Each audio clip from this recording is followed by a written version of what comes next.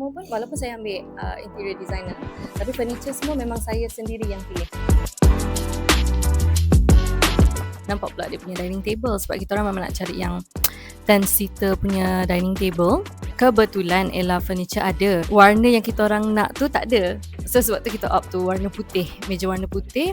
Dining chair ada yang kita ambil warna beige lah. Okay, so konsep rumah saya ni modern contemporary.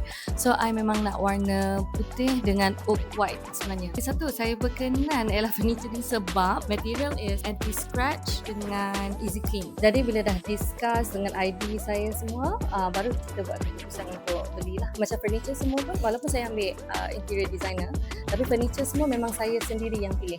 Saya sendiri yang pergi kedai dan beli. Sebab saya nak tengok depan mata, saya nak pegang material, nak rasa sendiri material tersebut.